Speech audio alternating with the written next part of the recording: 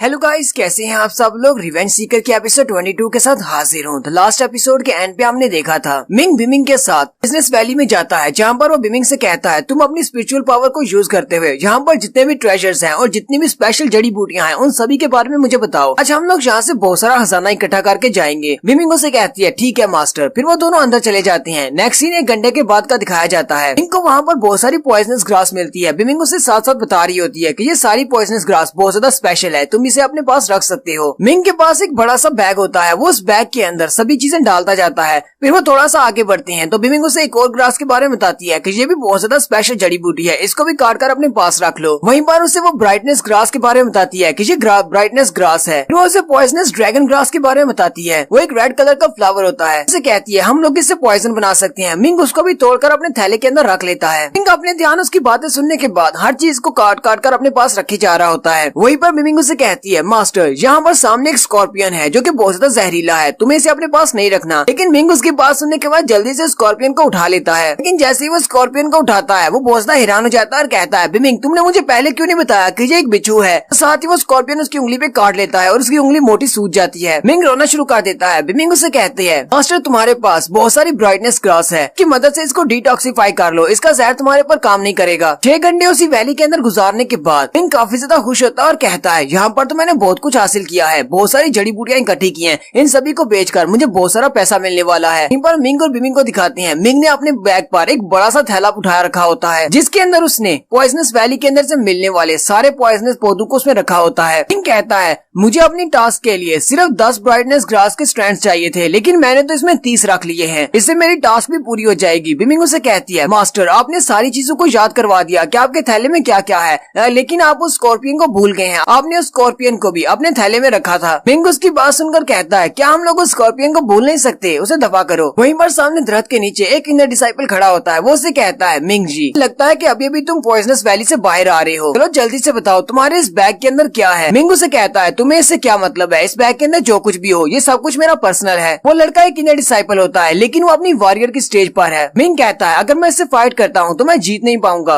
वो लड़का मिंग से कहता है मैंने पॉइजनस वैली के अंदर अपनी बहुत सारी चीजें खो दी हैं, तुमने उन चीजों को उठा लिया होगा, क्या मैं तुम्हारे इस थैले के अंदर देख सकता हूँ कि तुम्हारे पास मेरी चीजें है या नहीं। मिंग उसे कहता है इस बात से मुझे क्या फर्क पड़ता है, तुमने अपनी चीजें गवा दी हैं, जाओ जाकर पॉइजनस वैली में खुद ही ढूंढ लो, बस तुम्हारी कोई भी चीज नहीं है, अब मेरे रास्ते से हटो। वो लड़का मिंग से कहता है मैंने तुम्हारे जैसा बेवकूफ पहले कभी नहीं देखा, तुम ये बात अच्छी तरह से जानते हो कि मैं तुमसे काफी ज्यादा स्ट्रॉन्ग हूँ, लेकिन फिर भी तुम मेरे सामने हार नहीं मान रहे। अब तुम्हारे पास सिर्फ एक ही रास्ता है, मेरे सामने 3 बार अपनी नाक रगड़ो और अपना थैला यहाँ पर रखकर चले जाओ, वरना मैं तुम्हें मार डालूंगा और किसी को पता भी नहीं चलेगा। लेकिन साथ ही मिंग अपने फ्लैश टैब को यूज करते हुए बड़ी स्पीड के साथ उसके पास से आगे भाग जाता है और हंसते हुए उससे कहता है तुम एक बहुत बड़े बेवकूफ हो, क्या तुम्हें लगता है कि मैं तुमसे डरता हूँ। वो लड़का भी उसके पीछे लग जाता है। मिंग उसके आगे आगे भाग रहा होता है जबकि वो लड़का उसका पीछा कर रहा होता है। मिंग भागते हुए सीधा अपनी अकेडमी में वापस आ जाता है और अपने रूम के अंदर चला जाता है, जबकि वो लड़का वहीं पर रुक जाता है और कहता है मिंग चैंग ने कहा था कि यहाँ पर इस अकेडमी के रूम के बाहर इसको प्रोटेक्ट किया जाता है, इसलिए मुझे नहीं लगता कि मुझे अंदर तक जाना चाहिए। फिर वो लड़का वापस की तरफ मुड़ जाता है और कहता है चलो फिर ठीक है, फिर किसी दिन तुमसे निपटूंगा, कभी ना कभी तो बाहर निकलोगे। मिंग अपने दरवाजे के साथ खड़ा होता है और उसने अपने हाथ में एक मार्शल कॉइन पकड़ा होता है। मिंग कहता है चलो शुक्र है कि लड़का खुद ही वापस चला गया, वरना मुझे अपना एक मार्शल कॉइन जाया करना पड़ता। बिमिंग उससे कहती है मास्टर मुझे लगता है कि आपको अपने लिए एक स्पेस लॉकर खरीद लेना चाहिए, वरना इस तरह तो आप हर बार मुश्किल में पड़ जाएंगे। स्पेस लॉकर से ये होगा कि आप उसे हर वक्त अपने साथ रख सकते हैं और अपनी चीजों को उसके अंदर स्टोर कर सकते हैं। मिंग उससे कहता है वो लड़का जो भी था वो मुझसे मेरी चीजें छीनना चाहता था, क्या तुम्हें लगता है कि स्पेस लॉकर लेने की वजह से भी मुझसे मेरी चीजों को नहीं छीन पाएगा, क्या वो बहुत ज्यादा महंगा होता है। बिमिंग उसे कहती है जो सबसे लो क्वालिटी का स्पेस लॉकर होता है वो भी 300 मार्शल कॉइन्स का मिलता है। मिंग उसे कहता है ये तो बहुत ज्यादा महंगा है, आज मेरे पास जितनी भी चीजें हैं वो सारी इतनी ज्यादा महंगी नहीं है कि मैं उसे इतने ज्यादा महंगे स्पेस लॉकर के अंदर रख दूं। बिमिंग उसे कहती है मास्टर अगर आपको एक स्पेस लॉकर खरीदना है तो आप अपने डिवाइन क्लॉक को बेच सकते हैं, उस डिवाइन क्लॉक को बेचने से आपको बहुत सारे इस तरह के स्पेस लॉकर मिल जाएंगे। मिंग उसे कहता है अब बस भी करो, मैं तुम्हें नहीं बेच सकता, अगर मैं उस डिवाइन क्लॉक को बेच देता हूँ तो तुम भी तो उसके साथ ही चली जाओगी। मुझे लगता है कि मुझे और बहुत सारे काम करने पड़ेंगे, बहुत सारी टास्क को पूरा करना पड़ेगा, फिर ही जाकर मेरे पास कुछ पैसे इकट्ठे होंगे, फिर मैं एक स्पेस लॉकर खरीद सकता हूँ। मिंग को अपनी टास्क पूरा करने पर 3000 कंट्रीब्यूशन पॉइंट्स मिले हैं। मिंग कहता है इन 3000 कंट्रीब्यूशन पॉइंट्स को अगर मैं मार्शल कॉइन्स के साथ एक्सचेंज करवाता हूँ तो मुझे सिर्फ 4 ही मार्शल कॉइन्स मिलेंगे। मिंग कहता है मुझे लगता है कि मुझे बहुत सारी टास्क को पूरा करना पड़ेगा, तभी जाकर मेरे पास 300 मार्शल कॉइन्स होंगे, फिर मैं एक स्पेस लॉकर खरीद सकूंगा। फिर वो नोटिस बोर्ड की तरफ आगे बढ़ जाता है और कहता है चलो चल के नोटिस बोर्ड पर देखते हैं, शायद कोई टास्क टास्क लगी हो जो मैं कर सकूं। लेकिन जैसे ही वो वहाँ से बाहर निकलता है तो सामने उसे लेंसू नजर आती है। मिंग भागता हुआ लेंसू के पास चला जाता है और कहता है, लेंसू क्या तुम डिनर करने के लिए जा रही हो? उसके साथ उसकी एक मोटी सी दोस्त भी होती है। मिंग उसे कहता है, मैं भी बहुत ज्यादा भूखा हूँ, क्यों ना हम दोनों चलकर इकट्ठे डिनर करते हैं। लेंसू से कहती है, नहीं मुझे तुम्हारे साथ नहीं जाना, मैं बहुत ज्यादा बिजी हूँ। लेंसू की दोस्त मिंग से कहती है, क्या तुमने देखा नहीं, वो तुमसे बात नहीं करना चाहती, इसलिए चुपचाप यहाँ से चले जाओ। मिंग उसकी दोस्त की बातें सुनकर काफी ज्यादा गुस्सा हो जाता है, लेकिन साथ ही वो उसकी दोस्त से कहता है, चलो फिर ठीक है, मैं तो तुम दोनों को इनवाइट करना चाहता था एक स्पेशल ट्रीट के लिए। हम लोग दूसरे होटल में जाने वाले थे, वहाँ पर जाकर हम लोग मैजिकल बीस्ट का गोश्त खाएंगे। इनकी ये बात सुनते ही उसकी दोस्त बहुत ज्यादा खुश हो जाती है और भागती हुई लेंसू के पास जाती है और उसे कहती है, लेंसू ये लड़का बहुत ज्यादा अच्छा है, क्यों ना हम लोग इस लड़के के साथ जाएं दूसरे होटल में, वहाँ पर जाकर स्पेशल ट्रीट मिलने वाली है, वहाँ पर मैजिकल बीस्ट का गोश्त भी होगा कि बहुत ज्यादा एक्सपेंसिव और बहुत ज्यादा अच्छा होता है। लेंसू से कहती है, मुझे इस लड़के के साथ नहीं जाना, अगर तुम चाहती हो तो तुम चली जाओ। वो लड़की पीछे की तरफ मुड़ती है और मिंग से कहती है, सॉरी मैं तुम्हारी कोई भी हेल्प नहीं कर सकती, लेंसू का मूड नहीं है। मिंग कहता है, मैं इतना ज्यादा बुरा हूँ कि वो मेरी तरफ देखना भी नहीं चाहती, फिर ऐसा क्या हो गया है? मिंग उसे कहती है, मास्टर ये प्यार चीज ही ऐसी है, आपको इस सब बखेरू में नहीं पड़ना चाहिए। मिंग उसे कहता है, अब बस भी करो, ऐसी कोई बात नहीं है, क्या उसके साथ ऐसा कोई भी ताल्लुक नहीं है। चलो ठीक है, आज हम लोग स्पेशल होटल में नहीं जाते, हम लोग भी आज कैंटीन में खाना खा लेते हैं। मिंग उसे कहती है, हाँ मुझे सारी समझ आ रही है, आप सिर्फ उसको देखने के लिए इस कैंटीन में जाना चाहते हैं। Next scene red sun sector की कैंटीन का दिखाया जाता है। लेंसू और उसकी दोस्त दोनों अंदर चल के बैठ जाते हैं। उसी वक्त फुक्सियन उसके पास आता है और कहता है, लेंसू डियर तुम यहाँ पर खाना क्यों खा रही हो? तुम्हें पता है कि कैंटीन का खाना बिल्कुल भी अच्छा नहीं होता। तुम्हें पता है ना कि आजकल सारे कल्टीवेटर मैजिकल बीस्ट का मीट खाते हैं। अगर तुम चाहो तो मैं तुम्हें अपने साथ लेकर एक स्पेशल ट्रीट दे सकता हूँ, हम दोनों दूसरे होटल में चलकर खाना खाते हैं। लेंसू से कहती है, नहीं मुझे तुम्हारे साथ नहीं जाना। उसकी मोटी दोस्त भी गुस्सा हो जाती है और फुक्सियन से कहती है, मेरी दोस्त ने तुम्हें मना कर दिया, उसने तुम्हें रिजेक्ट किया है, फिर बार बार तुम यहाँ पर क्यों आ जाते हो? फुक्सियन गुस्से के साथ उसकी दोस्त से कहता है, तुम अपनी बकवास बंद करो, इस सब का तुमसे कोई ताल्लुक नहीं है, इसलिए हमारे बीच में मत आया करो। लेंसू की दोस्त भी बहुत ज्यादा गुस्सा हो जाती है। फुक्सियन अपना हाथ आगे बढ़ाता है और लेंसू का हाथ पकड़ने लगता है और उसे कहता है, प्लीज मेरे साथ चलो। लेंसू सामने से हट जाती है और कहती है, मुझे टच मत करो। उसी वक्त फुक्सियन को पीछे से आवाज आती है, कोई उसे कहता है, फुक्सियन तुम मेरे बाकी के पैसे वापस कब देने वाले हो? फुक्सियन बहुत ज्यादा हैरान हो जाता है और चिल्लाकर कहता है, ये कौन सा कमीना है जिसे लगता है कि मैंने उससे पैसे उधार लिए हैं? तुम मेरी शक्ल के बारे में तो बात कर सकते हो कि मेरी शक्ल बहुत ज्यादा भद्दी है, लेकिन तुम इस बारे में बात नहीं कर सकते कि मैंने किसी से पैसे उधार लिए हैं, कि मैं बहुत ज्यादा अमीर इंसान हूँ। मिंग उसके सामने खड़ा होता है और उसे कहता है, मैंने कहा है तुमने मुझसे पैसे उधार लिए थे। फुक्सियन भी उठकर खड़ा हो जाता है और कहता है, मैं तुम्हें काफी दिन से ढूंढ रहा था, चलो शुक्र है तुम मुझे यहीं पर मिल गए हो,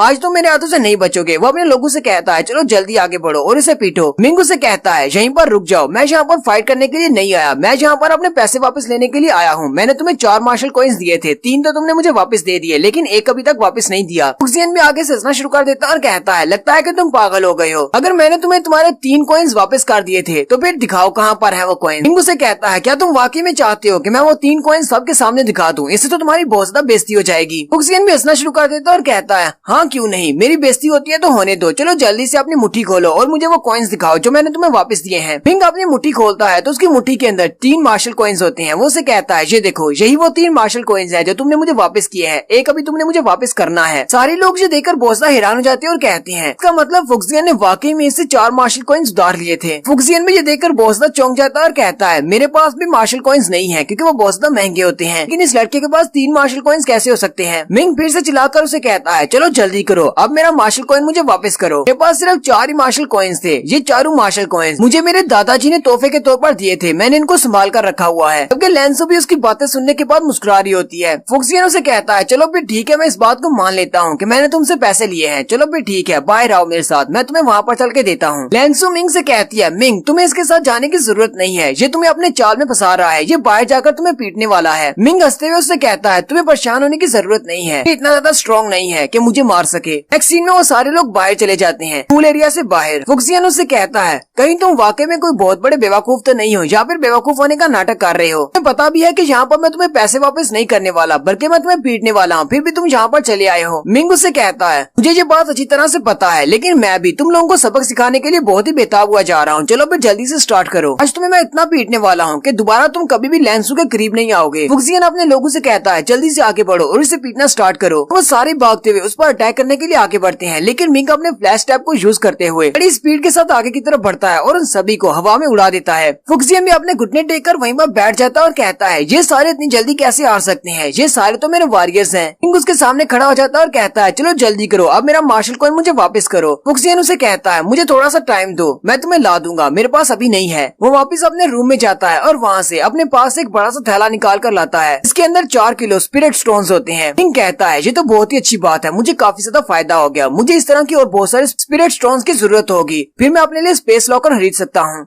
और यहीं पर हमारी एपिसोड 22 का एंड होता है। एक्सप्लेनेशन अच्छी लगी हो तो कमेंट करके जरूर बताइएगा। चैनल को सब्सक्राइब कर दे, वीडियो को लाइक और शेयर कर दे। शुक्रिया।